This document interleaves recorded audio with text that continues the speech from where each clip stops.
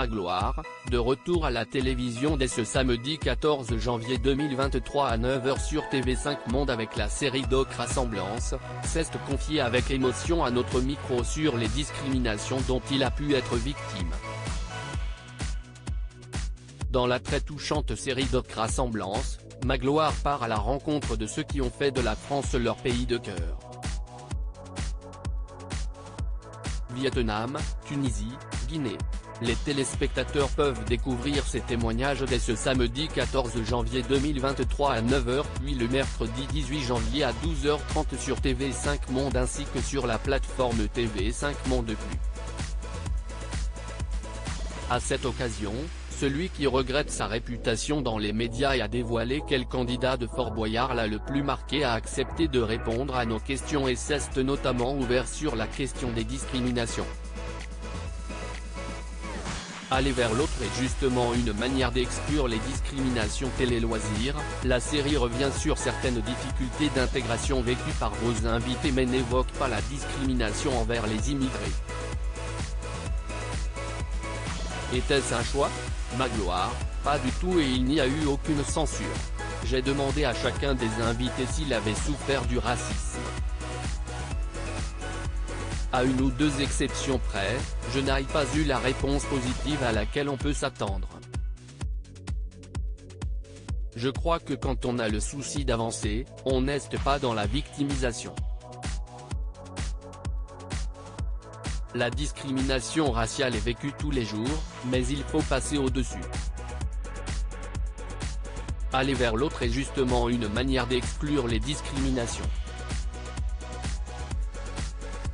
Passer au-dessus, en êtes-vous passé par là, face au racisme? Je n'ai pas vraiment ressenti de discrimination raciale. Je ne suis né dans le sud-ouest de la France il y a 53 ans, à Saint-Céré dans le Lot. Ma vie a commencé difficilement dans un orphelinat avant que je ne sois adopté par une famille formidable et très blanche. Il rit, à la maternelle, j'ai eu des copains tout aussi blancs mais il y avait aussi des Portugais, des Turcs, des Marocains dans un petit village de 500 habitants.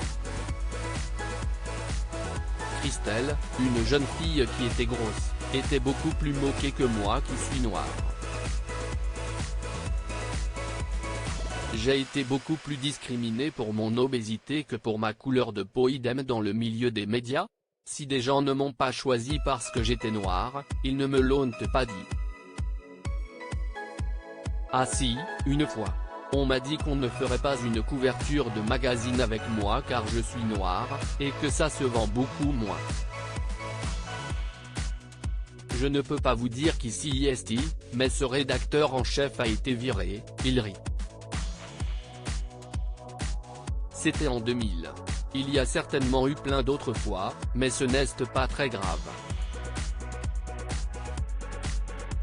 J'ai été beaucoup plus discriminé pour mon obésité.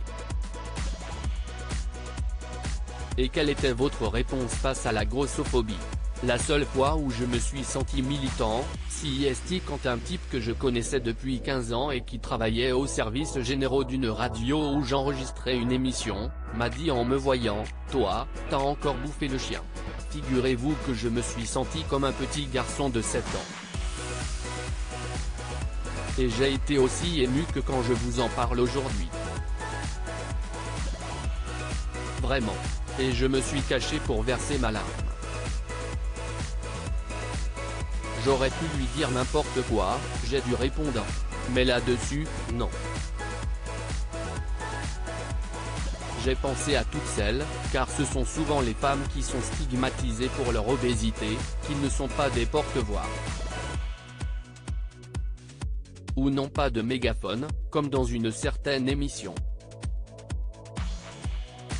Il rit, à lire aussi j'ai perdu 27 kilos. Magloire fait le point sur sa santé et son poids.